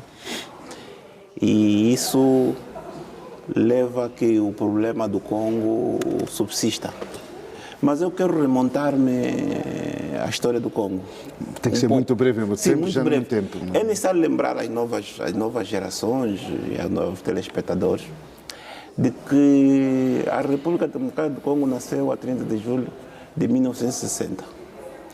E a 17 de janeiro de 1961, o seu primeiro-ministro, que havia sido eleito, lamentavelmente, um facto que os professores de direito constitucional nunca fazem referência quando falam do direito constitucional em África, Patrice Emery Lumumba, que era um panafricanista, foi eleito primeiro-ministro, e a 17 de janeiro de 61 foi assassinado sob cumplicidade das potências ocidentais. Só ficou com um dente, né? E a partir daí o destino do Congo foi ditado. Ficou na presidência o Marechal Mobutu Sese Seko, que ficou muitos anos. E a agenda progressista daquilo que é a realização das aspirações do povo congolês não foi realizada. Porque a economia do Congo é eminentemente uma economia extrativa. Os recursos naturais foram vendidos ao baixo preço, como sucede na generalidade dos países africanos. E também foram surgindo grupos que se reivindicam com legitimidade de vender todos os outros recursos que o Congo tem. E a isso soma-se aquelas questões que nós temos dito, que, fruto do pensamento eurocentrista, a República Democrática do Congo é um Estado composto, não é um Estado centralizado como muitos dos países africanos são. De maneira que quem está em Lubumbashi tem autonomia suficiente de Kinshasa.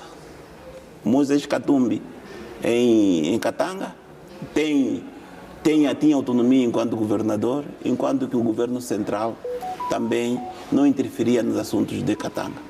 Depois, há na RDC um problema de que o músculo castrense, a estrutura castrense securitária, não é suficientemente forte para garantir o controle de todo o Estado congolês. Agora, intervenção da Angola, participação da Angola, a ajuda da Angola, a solidariedade angolana é necessária. O Estado angolano prestar solidariedade à República Democrática do Congo é praticamente um dever. Porque se nós não dermos a solidariedade devida à República Democrática do Congo, vamos ter problemas adicionais. Okay. Portanto, são esses elementos que os diferentes intervenientes na República Democrática do Congo devem dominar. E também ressaltarmos de que o facto de que do diálogo congolês ter se deslocado de Luanda para Catar, depois de Catar para Washington, é só para ver o que está por detrás disso. São verdadeiramente os recursos minerais do Congo. Okay. Os recursos minerais do Congo são aqueles que ainda impedem que o Congo, infelizmente, não alcance a paz e a coesão da sua soberania toda. Mas redizer, finalmente, o Congo tem fronteira com 8 países. Correto. Com 8 países. Nós temos uma fronteira de mais de 2.000 quilômetros com a República Democrática do Congo, que é necessário levar em consideração essas questões. Carlos Cabaça, o presidente Félix Tshisekedi, na sua primeira vinda, antes de retornar em menos de 72 horas, dizia que levou boas recomendações do presidente da União Africana no sentido da resolução do conflito. O que acha que está a faltar para que, de uma vez por todas, se entendam como M23? AFC, M23. Primeiro, João Pinto, dizer que o presidente João Lourenço tem estado a cumprir muito bem o seu papel. Começou enquanto presidente da República de Angola e agora com reforço, presidente da União Africana. Eu penso que o problema já não está com o presidente João Lourenço. O presidente João Lourenço tudo está a fazer no sentido de trazer a paz naquela zona em concreto. Mas também eu cheguei a dizer aqui na TPA e no programa que aquele acordo era meramente cosmético, a olhar pelo semblante dos dois líderes, Félix Tshisekedi e Paul Kagame, está gravado, e dizia que não terá sucesso aquele acordo, e não terá mesmo sucesso. Por quê, João Pinto? Porque os nossos líderes, infelizmente, aqui usando a expressão do Dr. Calueto, são muito egoístas, porque o que estraga, o que traz conflito é o egoísmo e não só os recursos naturais. Porque, repara, João Pinto, o Congo é um país com muita riqueza, tem dos 40 minerais mais importantes do mundo, desde logo o cobalto, né? Mas os modos viventes das populações é extremamente deplorável. Daí nascem os conflitos, João Pinto. É preciso que nós percebamos que se não houver vontade dos dois que têm estado tanto em conflito, dos dois, quer o governo, assim como o M23, não sei se não haver uma mão pesada aqui dos Estados Unidos da América, uma vez que o acordo foi assinado naquele país, certamente que os conflitos vão continuar. E o facto de Tshisekedi vir para Angola 2 vezes num curto espaço de tempo quer significar que dá muito valor ao presidente João Lourenço enquanto mediador desses conflitos. Vamos aguardar, João Pinto, mas eu não estou a ver tanto os conflitos terminarem a breve trecho, porque quando há um acordo devia ter havido aperto de mão entre os dois presidentes do Congo e do Ruanda e nós não assistimos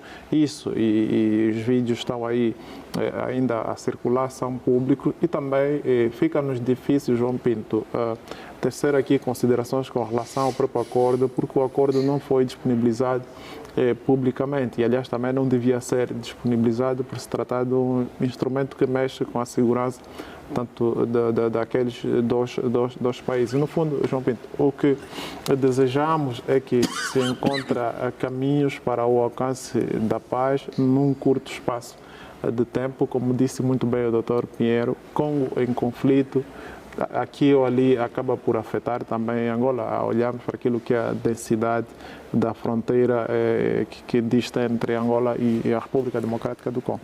Dr. Bambi, acha que a solução, querendo ou não, irá um dia passar pela divisão do Congo?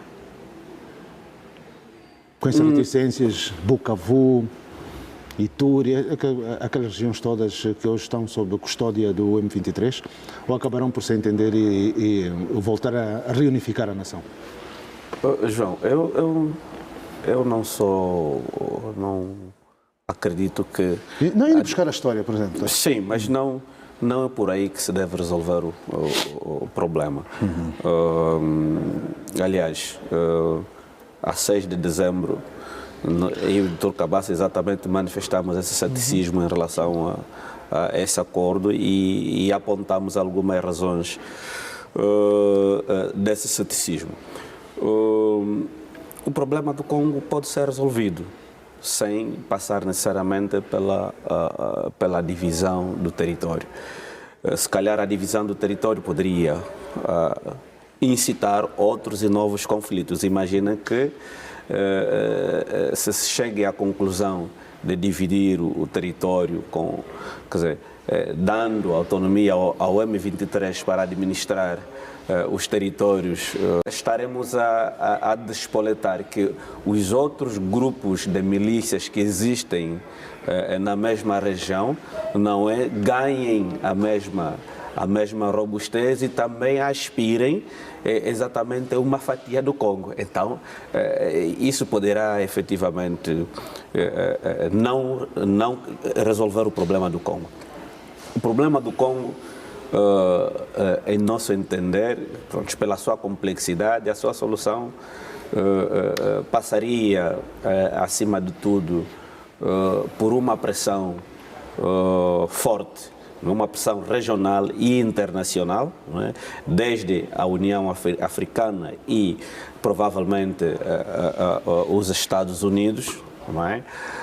Passaria exatamente pelo corte dos apoios aos beligerantes, passaria pelo desarmamento, passaria pelo diálogo interno, mas passaria exatamente como aquilo que disse o Dr. Cabaça, pela demonstração, que acho que seria o primeiro elemento, pela demonstração da vontade entre as partes. Da parte do presidente Tshisekedi, poder resolver os problemas internos, ok, mas da parte, por exemplo, do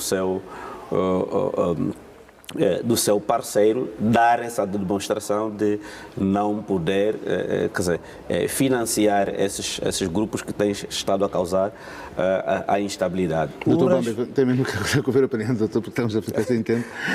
Domingos das Neves, portanto, essa preocupação de Tshisekedi, estas duas visitas numa semana apenas, demonstra que a situação está a andar ou que há maior complexidade na resolução do problema?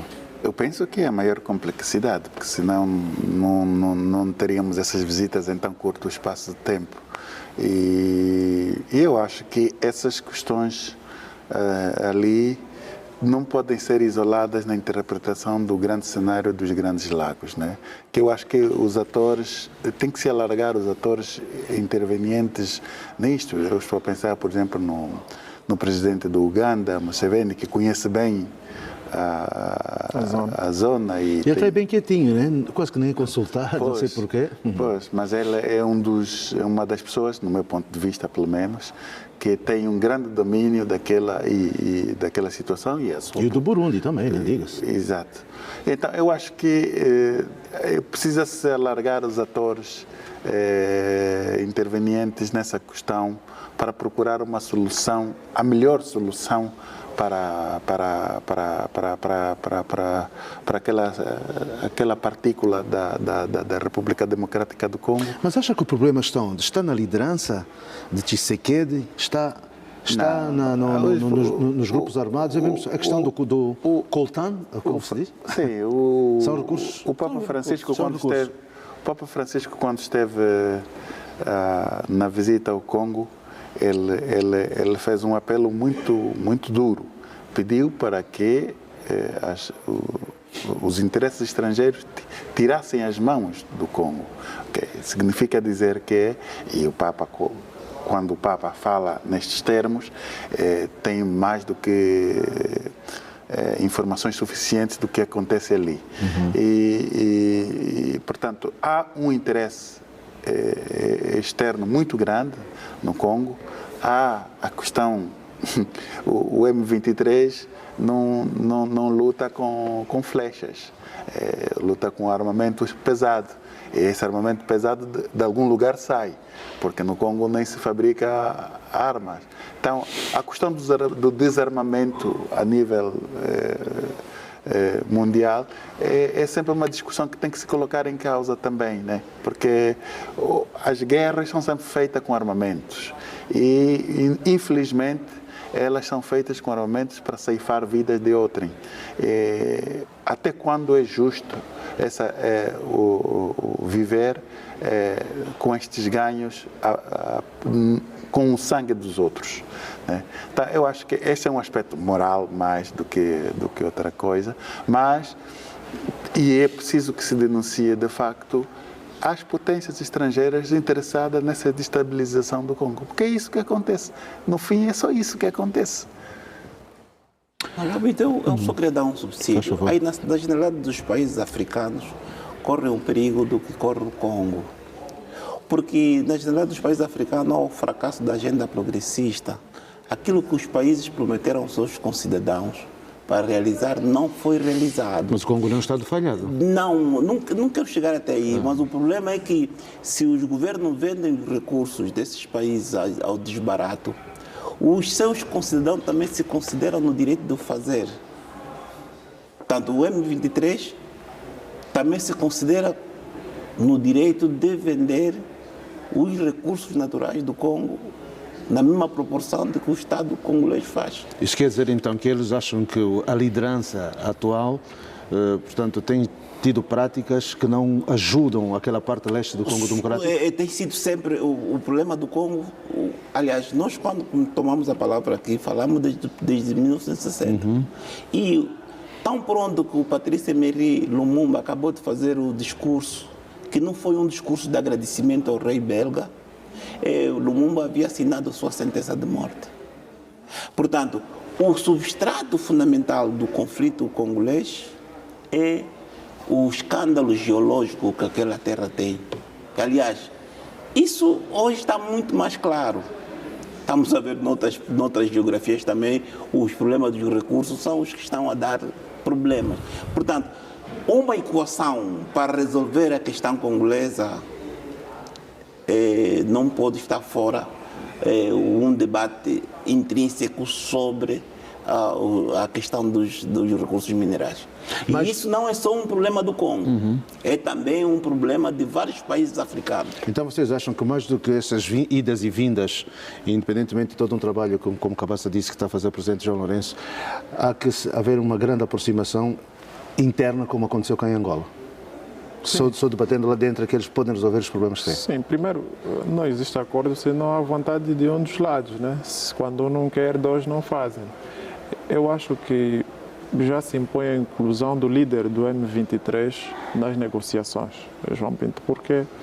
Seria bom eles virem cá os dois, por exemplo? Sim, os dois virem para Angola e conversarem, que vai ser muito difícil, por um lado. Por outro lado, se o acordo assinado nos Estados Unidos da América não estão a respeitar, eu não sei qual será o próximo interveniente. Mas o acordo não envolve o M23, não é parte do acordo. É o Ruanda. São os... não, daí que eu estou a questionar a questão da inclusão do M23, do líder do M23. Há uma peça fundamental que quase ninguém fala, de Domingos das Neves e Bambi, José Kabila. José Kabila tem sido uma peça importante. O Júnior, sim, o José, que foi presidente do Congo Democrático. Foi condenado. Foi condenado. Não, mas ele está, segundo consta, faz parte das equações do M23. Saiu da África do Sul, onde estava exilado, para ir até o leste da República Democrática do Congo. Por isso é que eu estava a dizer que era necessário um envolvimento de pessoas como o presidente Museveni, que conhecem muito bem a articulação até antropológica daquela zona. Porque esses conflitos africanos, é verdade, têm incidência a partir de fora, mas se quisermos uma articulação a partir de dentro, temos que alargar os atores na comparticipação disto, das soluções. Isso foi sempre, nas nossas sociedades tradicionais africanas, foi sempre assim. Os mais velhos, quando querem resolver um problema na aldeia, não são 2 ou 3. Chamam todos os mais velhos da zona, porque em conjunto tem que se buscar a solução para aquele problema que está a afligir a comunidade naquele momento. Então, eu acho que esse espírito africano tem que prevalecer. Ok. João, Muito rapidamente. Sim, sim. Na verdade, Já que se falou de- colocou a questão do gosto do Joseph Kabila. Não creio que o problema passa por aí. Porque Mas não é uma voz a ter em conta? Sim, poderia ser, obviamente, consultada, mas se voltarmos para o histórico, mesmo na governação do presidente Joseph Kabila, não é, o leste da República Democrática do Congo sempre teve esse problema da estabilidade. Então, Mas não nesta dimensão. sim, claro que não é nessa dimensão, mas, por exemplo, também podemos admitir que o dia depois de Tshisekedi pode ser também que a situação piore. Muito bem. Meus amigos, foi mais um sábado, hoje, dia 10. Muito obrigado. Igualmente, João Pinto. Bom funge. Obrigado. Ainda comem funge, não é? É cultural. É cultural e constitucional. Então, caros telespectadores, termina aqui mais uma edição da Revista da Semana. Um grande abraço a todos, bom fim de semana e até o próximo sábado.